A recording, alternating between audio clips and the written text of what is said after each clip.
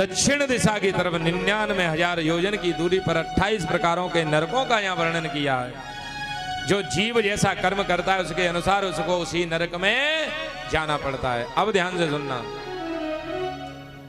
नरकों की बात तो ध्यान से सुन लेना। हाँ, ये 28 प्रकार के नरक यहाँ बता रहे हैं। तामिश्र, अंध तामिश्र, रौरव, महारौरव, कुंभीपाक, कालसूत, अत्र, अस पवित्र। झूठी गवाही और धोखा करता है उसे तामिश्र नाम के नरक में जाना पड़ता है। जो व्यक्ति पराये के धन को हड़पता है वो व्यक्ति अंधता तामिश्र नाम के नरक में जाता है। जो व्यक्ति किसी से घृणा द्वेष करता है वो रौरव नाम के नरक में जाता है। और जो पशु पक्षियों को मार करके जो अंडों को खाते हैं, ध्यान से सुनना अब, हाँ, वो कुंभीपाक नरक में जाते हैं। परीक्षित जी ने हाथ जोड़ के पूछा, बोले गुरुजी कुंभीपाक नरक कैसा है, थोड़ा ऐसा को विस्तार से बता दो। आदरणीय सुखदेव जी महाराज कहते हैं कि बहुत बड़ी भट्टी खुदी हुई है, बहुत बड़ी। अब ध्यान से सुनना माताओं आप, क्योंकि बच्चों को भी सुनाना। जो मांस भक्षण करते हैं, अंडे खाते हैं, वो कुंभीपाक नरक में जाते हैं। और ये मैं नहीं कह रहा, ये भागवत के 5वें स्कंद में वर्णन है। बहुत बड़ी भट्टी खुदी हुई है और उसमें अग्नि दहक रही है, उसमें बहुत बड़ी कढ़ाई रखी हुई है, हजारों मन तेल उसमें खौल रहा है, उसमें खौल रहा है। जो ये चीजें खाते हैं उन जीव को और यमराज के दूत उस कढ़ाई में छोड़ देते हैं, खौलते हुए तेल में। ये फूल करके पकौड़ा सा हो जाता है। अब आप सोच रहे होंगे कहानी खत्म हो गई होगी इसकी, नहीं होती है। कहानी खत्म कैसे होगी, अब ध्यान से सुनना। ब्रह्मा जी ने, विधाता ने जब इस मोर को बनाया, इस मोर को जब बनाया तो विधाता ने इतने सुंदर सुंदर रंग भरे, इतना सुंदर पक्षी बनाया मोर को, लेकिन कुछ लोग इसको भी मार करके खा जाते हैं, इसको भी मार करके खा जाते हैं। तो विचार करो, जब हमारी एक छोटी सी अदालत में दंड मिलता है, कोई बात हो जाती है, वो तो वहां तो सबकी भी अदालत है, वहां तो सबकी अदालत है। दिन देरी हो सकती है लेकिन अन्य अंधेरी नहीं होगी। उस परमात्मा के यहां सबको जवाब देना पड़ेगा। और इस जीव को याद दिलाई जाती है, बोले कितने अंडे खाए, ये वहां रोता है, तड़पता है, कष्ट तो मरने से भी ज्यादा होता है इसको, लेकिन ये मरता नहीं है। याद दिलाई जाती है, कितना मांस खाया तूने।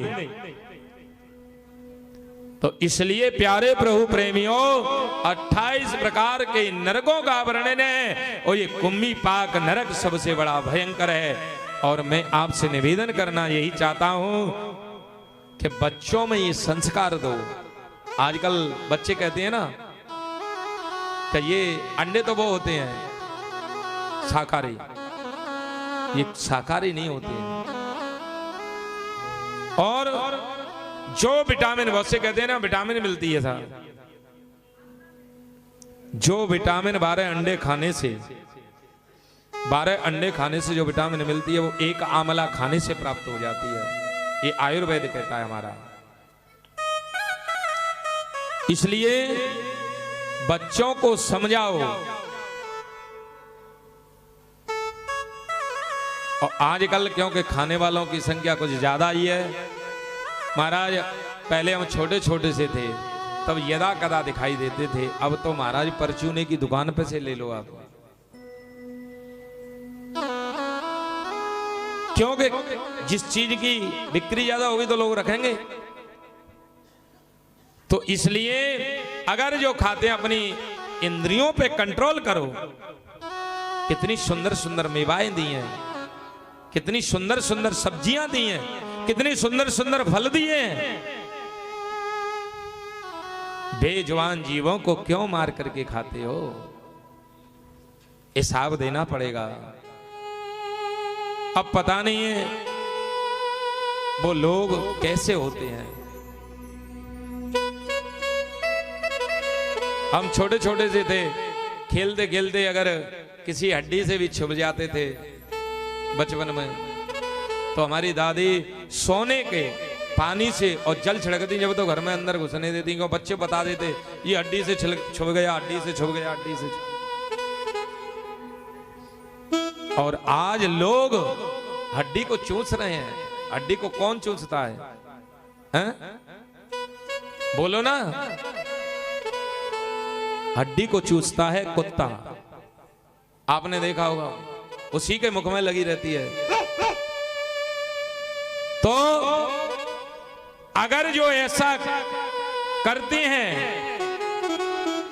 अब इस व्यासपीठ से मैं क्या कहूं, समझ लेना कि उन्हीं के बराबर के हैं वो लोग जो हड्डी चूसते हैं। पहले तो हड्डी से छुपना भी और स्नान करा के जब घर में घुसने देते थे, वो लोग कैसे हैं कि वो। और दूसरे नंबर ये विचार किया करो कि हमारे अंदर कौन है, क्योंकि हमने सत्संग किया नहीं, हमने कभी ये जानकारी नहीं की। वो तो सोच रहे हैं कि जन्म मिल गया हमको तो आनंद लेंगे। अब हमारे अंदर कौन है, ये बोलने की शक्ति कौन प्रदत्त कर रहे हैं, ये सुनने की शक्ति कौन प्रदत्त कर रहे हैं हमारे अंदर। आज जो हमारा नाम है वो किसकी वजह से है, कभी सोचा?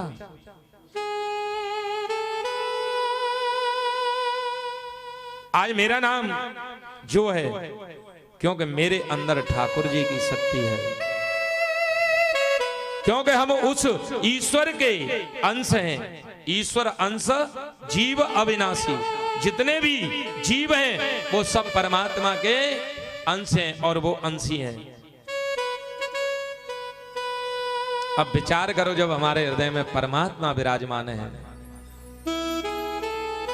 हमारे हृदय में परमात्मा विराजमान है, तो फिर हम ऐसी वस्तु क्यों खाएं? इसलिए जैसे ही कुम्भी पाक नरक का वर्णन किया, परीक्षित के रोंगटे खड़े हो गए। बोले गुरुजी एक और बात बता दो मुझे। बोले क्या? कि अनजाने में जो पाप होते हैं, चलते समय जीव मर जाते हैं, और झाड़ू लगाते समय जीव मर जाते हैं, श्वास लेते समय जीव मर जाते हैं, पानी पीते समय जीव मर जाते हैं। गुरुजी इनका प्रायश्चित कैसे होगा? इनका प्रायश्चित कैसे होगा? तो आदरणीय सुखदेव जी कहते हैं, बोले राजन, प्रत्येक ग्रस्त को इन अनजाने पाप जो हो जाते हैं हमसे, उनके लिए 5 प्रकार के यज्ञ करने चाहिए।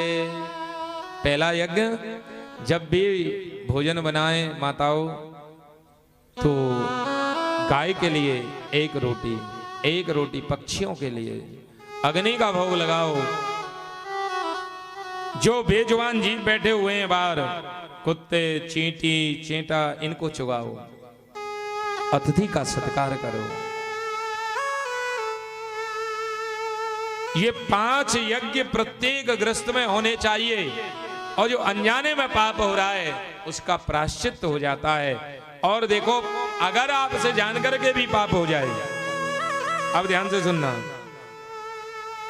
अनजाने में कि हमको पता नहीं थी ये हमसे हो गया, और फिर पता लग जाए, तो आप ये प्रायश्चित करो, हे परमात्मा अब तक मुझे पता नहीं थी लेकिन अब मुझे पता लग गई, अब ये नहीं करूंगा मैं।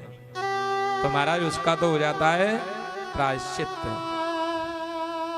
कहते हैं कि अन्य क्षेत्रे कृतम पापम तीर्थ क्षेत्रे विनिश्यति, और तीर्थ क्षेत्रे कृतम पापम तो वज्रलेपो भविष्यति।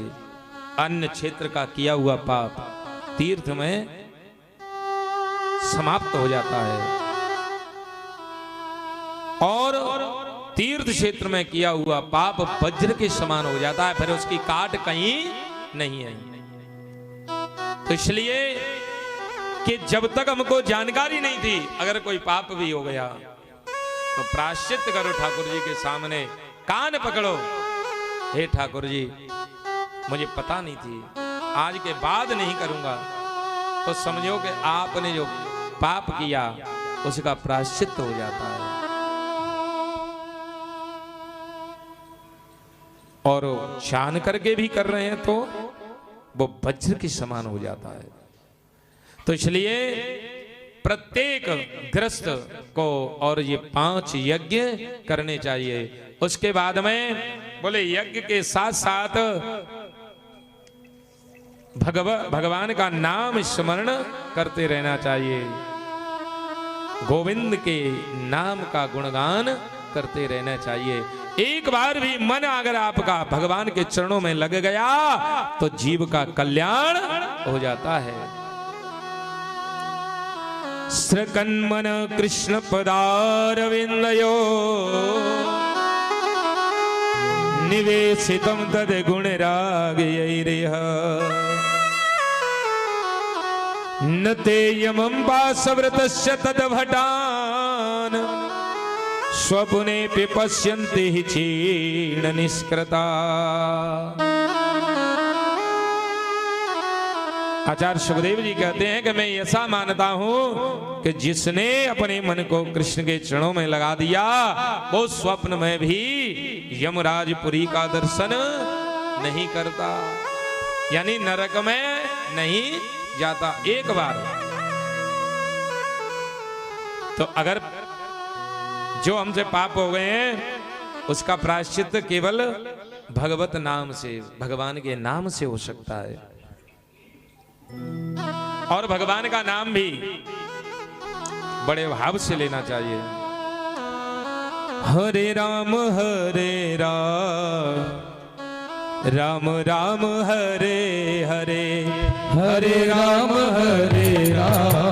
राम राम हरे हरे, हरे राम राम राम हरे हरे, हरे राम राम राम हरे हरे, हरे कृष्ण कृष्ण कृष्ण हरे हरे, हरे कृष्ण कृष्ण कृष्ण हरे हरे।